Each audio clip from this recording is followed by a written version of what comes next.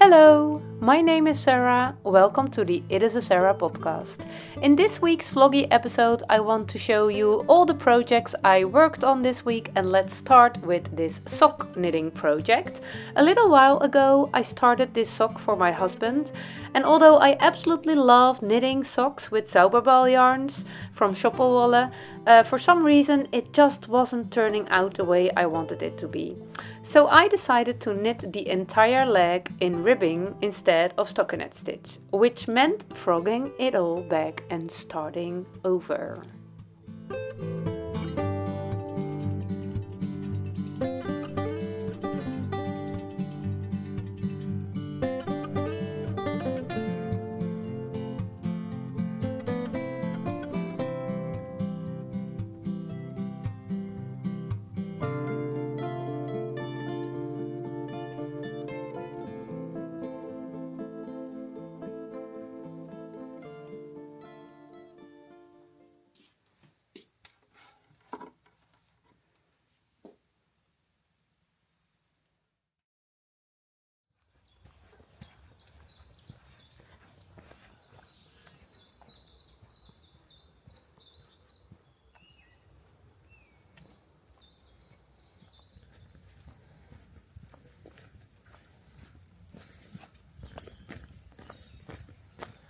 Okay, I'm out for my daily walk. It's lovely weather. I think it will rain, so I need to finish it before I will be wet. Quick for now, I'm wearing my new traveler shawl. It's really lovely. It is a little bit itchy, but I think it will be better after wearing. I'm also wearing my Coffeebean cardigan, my Calidez vest. I have my phone case. I made it years ago. Very thick woolen felt. And I added some embroidery and closed the two sides with the blanket stitch. Attached a ribbon and a little button. And it's my phone case for more than 3 years now, I guess. Yeah, I'm also wearing my newest skirt. It's a mix and match from different patterns. Of different patterns. Do you need to say from or of? I don't know. I used the upper part of the Songbird Skirt and the width of the Hinterland Skirt, I guess. The skirt part of the Hinterland Dress. And the button band from the Estuary Skirt. All Sew Liberated patterns. Yeah, very happy. It's a little bit shine through, but it's okay. And also wearing new socks today. It is not too high, Sarah, not too high. Be decent. It is a sock yarn. My oldest daughter, she bought it for me last year. And I knitted socks, but I never started wearing them because I have so many socks. I don't need new ones, but she gave me the yarn, so I also didn't want to give them away. And at some point I thought, oh, they are perfect for spring because it's all fresh and green. You can see it a little bit behind me. There is a fresh green layer over the trees. That's only in this time of the year, and it's a very special shade of green, very bright, and it's very much spring related. I'm sorry, spring related. So it's the perfect day to start wearing these socks. Yeah. And I'm also wearing my hiking shoes, and they are not matching my outfit. But they are very nice for hiking. Or actually, I don't know if we call it hiking. We call it wandelen. Wandelen is a Dutch word for what I am doing. Hiking sounds a little bit more sporty. Walking, wandelen. It's just relaxed. So I will finish my walk. Bobby's waiting for me. She looks a little bit bored, so I will show her to you. Bobby, zullen we gaan wandelen? Ga je mee? Ja, ga je mee. Okay. Hey, me? Good so.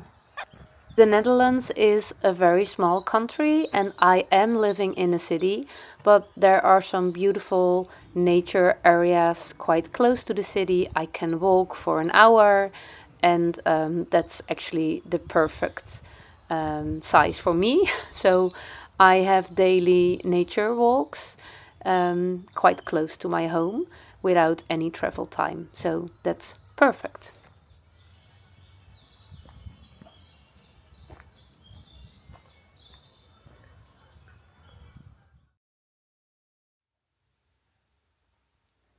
Last week I bought a new knitting book, Unfolding Landscapes by Ronja Hakaletho. I hope I pronounce her name correctly. The moment I saw it, I knew I wanted it. I've never actually knitted one of Ronja's designs before. I do have the Hinterland Dress pattern because it's very much Hinterland Dress look-alike. But I really love her style and I also love having beautiful knitting books on my shelf. This dress, I love this dress. I will definitely knit it. It's absolutely beautiful.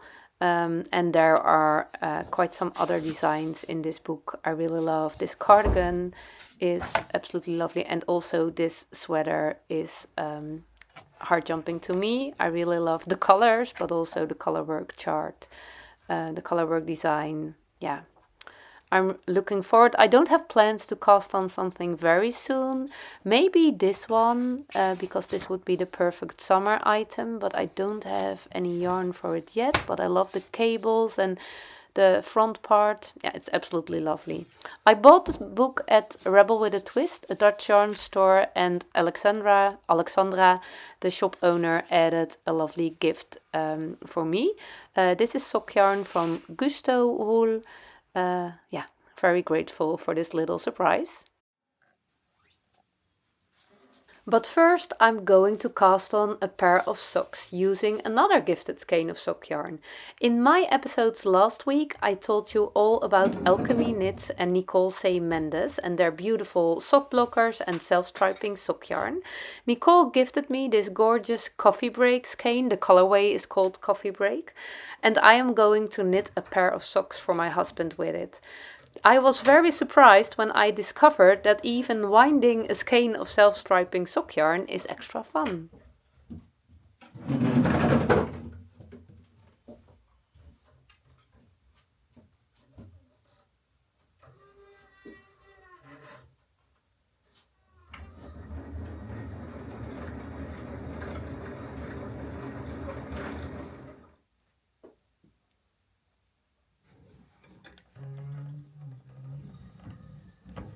Because of the very clear color changes, your yarn cake is changing every now and then, and it was really good for me because I can always feel a little bit hurried when I'm winding up yarn.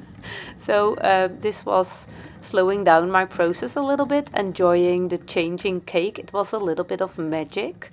Yeah, I really enjoyed it. A little bit of unexpected happiness, I guess.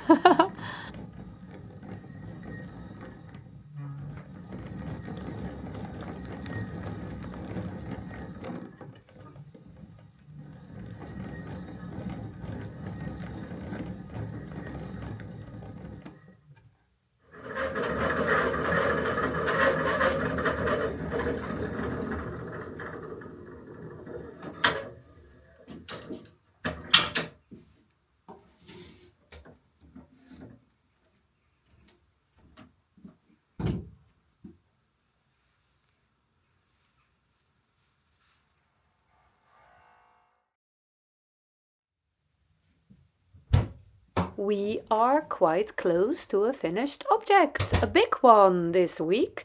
Last night I knitted the final stitches of my Bits and Bobs blanket, and today it's time to weave in all the ends.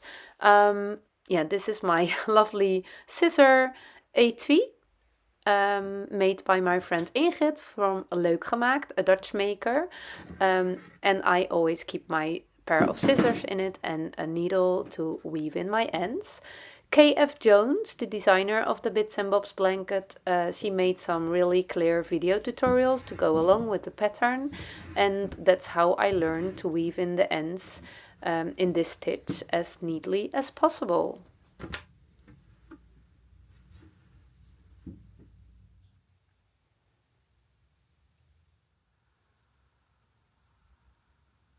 I knitted my Bits and Bobs blanket using a 2024 advent calendar from a Dutch dyer, Alexandra, from Het Wolbeest. It has 24 colors inspired by the autumn season. As my main color, I used a strand of undyed non-superwash Dundaga yarn. And by knitting these two strands held together, the blanket turned out really thick and really warm. I don't think I would use an advent calendar this way again. By knitting the colors together with a main color, it got very marled, and some of the shades don't stand out as much. They softened a little bit, and I do love the look, but I also think an advent calendar deserves to shine. Yeah. I also followed the order of the advent calendar, but now I'm looking back, I'm not sure if I might have liked it even more if I had alternated the colors and created stripes with a little bit more contrast. In Dutch we say contrast. Yeah, I still love how it turned out, and it has become really a wonderful, warm, cozy blanket. I think it's perfect for camping trips. We have a few plans in the near future, and it's still quite cold, especially in the evenings and in the mornings, and this blanket has the perfect size to wrap around your shoulders. And it's also, because of the non-superwash Dundaga yarn, really, really warm and really, really soft. The advent calendar is a superwash yarn, and that's also nice and lovely, but the non-superwash yarn adds a special warm woolly layer to it. Yeah. I will definitely knit another Bits and Bobs blanket, but next time I think I really want to use my Bits and Bobs, so it will be a real scrappy blanket.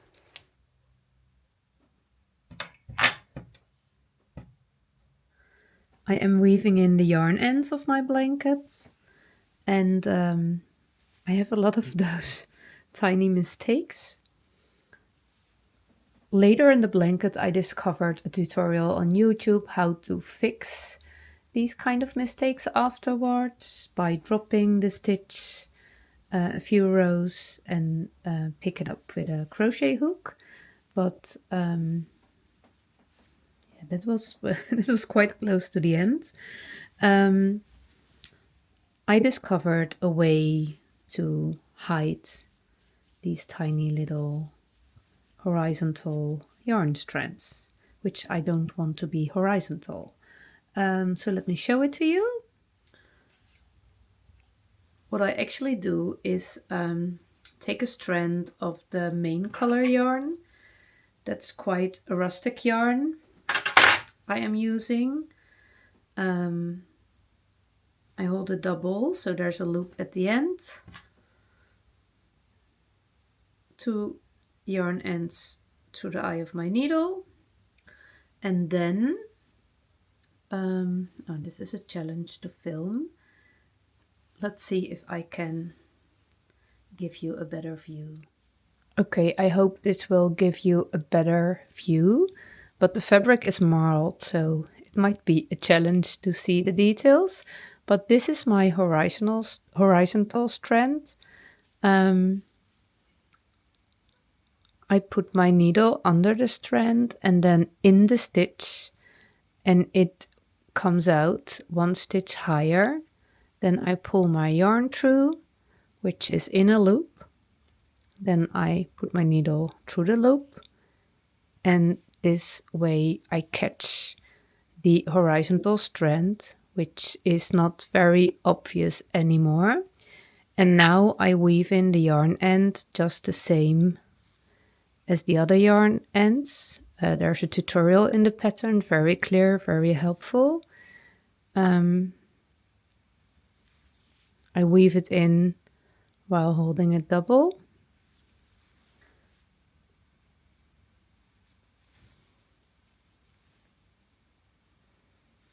A few stitches. And then I cut the yarn. So the mistake was here. You make a little knot by putting your yarn through the loop. You can hardly feel it. So yeah, let's search for another one. After weaving in all my yarn ends and fixing all the mistakes, I do a final check. I check every column.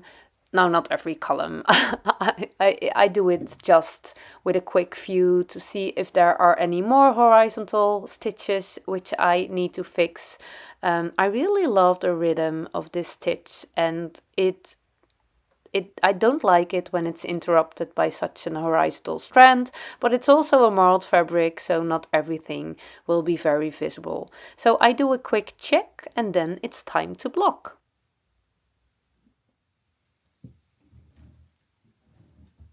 I don't always block my handmade blankets.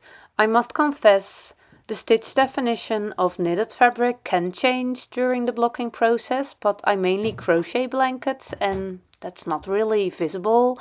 But of course, I was working on it since May 2025, so it got a little bit dusty. And this yarn also contains a little bit of spin oil in the Dundaga yarn, so I really want to fresh it up and the yarn will bloom a little bit more. I put it in the washing machine on the wool wash program, 30 degrees, no spin cycle in the program, but I do spin cycle on 1200, how do you call that in English? In Dutch we say toeren, 1200 rounds per minute, I guess. I don't know what it means. So the blanket is actually quite dry. And then I put it on my blocking mats. As you can see, I needed all my blocking mats and there was a gap of 2 in the middle, but that's not really a problem. The blanket does fit almost perfectly on this big square. I put some garbage bags under it. I once learned that from a podcast from Andrea Mowry, because that way the water will not go into your blocking mats, but just it will go through your knitting and it will improve the drying process. It will dry quicker that way. So I really love it. My blanket actually has a little bit of a weird shape. I didn't measure it yet. I hope I will do that before I will make my Dutch episode. So if you want to hear more details, please check that episode from this week. There are subtitles, and if you are missing a specific language, please let me know and I will check if I can add it. But I really love this blanket. I had my doubts about the colors, the order of the colors, but it is hard jumping anyway. Absolutely hard jumping.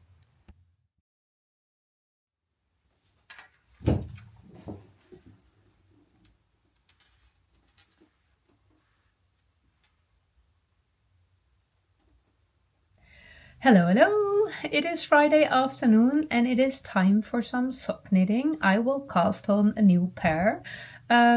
Last week I visited a Dutch knitter who owns a small company which is called Alchemy Knits.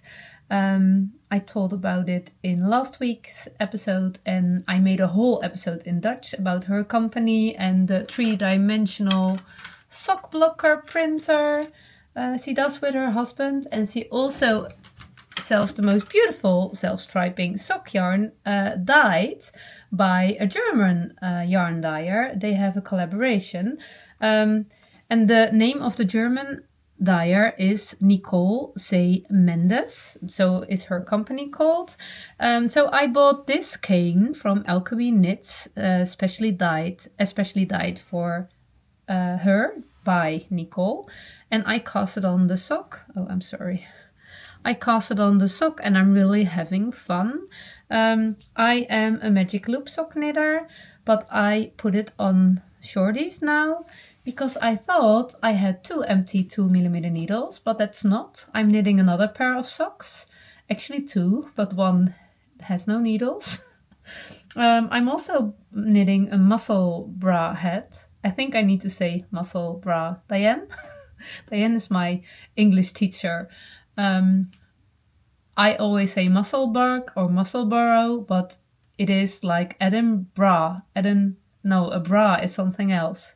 Muscle bra. It is a hard thing for me to pronounce. I am knitting such a hat for my husband. But I really want to cast on both socks, so I decided I will knit this sock on shorties. So it doesn't make sense, my shorties are in this one, but I can knit with shorties when I knit English style. That's not my preferred knitting style. I'm a continental knitter. And I really want to knit the ribbing with the magic loop. So I will cast on the coffee break colorway, and I will knit the ribbing, and then I switch back. Oh, then I have one sock with no needles, because otherwise I cannot switch back. Oh, I can do that, I guess. I can do that. Yeah, okay, that will be interesting. So yeah, let's do that. It's very addictive, knitting with self-striping sock yarn. I love it.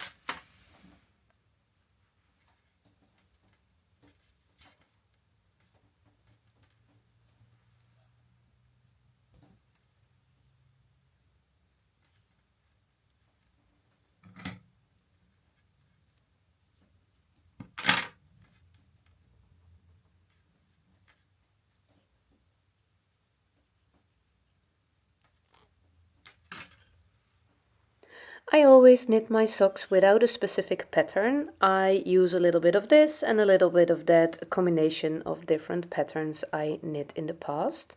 Right now I'm in my cuff down, heel flap and gusset phase. And before I was in my toe up phase, so it can change. For a nice comfortable stretch in the cast on, I cast my stitches onto a double needle, and this makes them just a little bit larger while still keeping everything neat, and it gives the cuff exactly the right amount of stretch. And I was really struggling when I was knitting toe up socks with the getting the bind off nice and neatly. It always looked messy, and when it looked neat it was too tight. So I think that's the main reason why I switched back to cuff down, because this way my cast on for the ribbing is perfectly fine and exactly how I wanted it to be.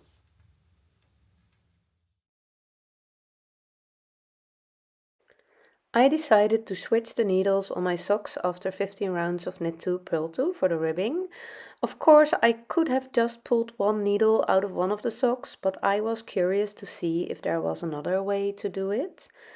So I used my long circular needle to transfer the sock of the shorties, and that way I had both socks on one needle for a moment, but it worked out just fine. And once I was done, I could move the other sock back onto the shorties.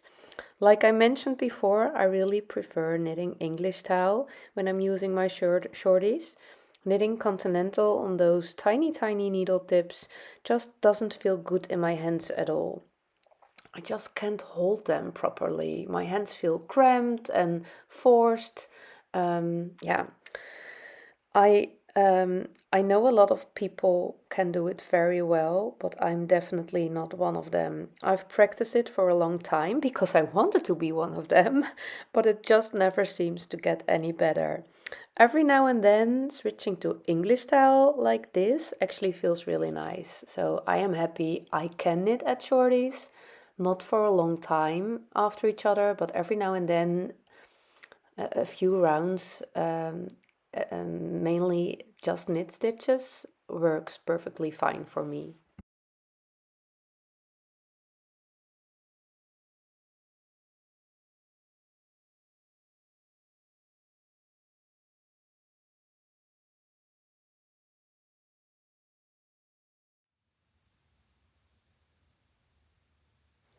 Today I also fixed something on my Olga sweater, a petite knit pattern.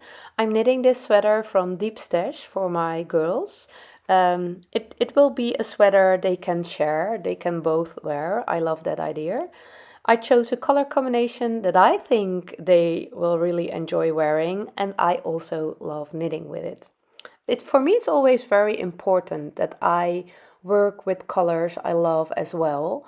Um, and this color combination is quite bright for me, but I love knitting with colors. I don't really love wearing them always, only every now and then, but I love working with the colors. And of course, I added brown. Everything's better with brown. Um, the construction of the Olga sweater was a little bit new to me, and I made a bit of a mess when I was picking up the stitches for the left front panel. I kept knitting at first, but I noticed that it really bothered me too much to leave it as it was. So I had to rip back and knit it again. In my Heart Jumping Friday episode from last Friday, I take you along that whole process in much more detail. Everything is now nice and neatly on the needles again, and I am absolutely loving the stripes in this project as well. I really think I'm in a stripy phase of my life. Knitting stripes is really, really addictive.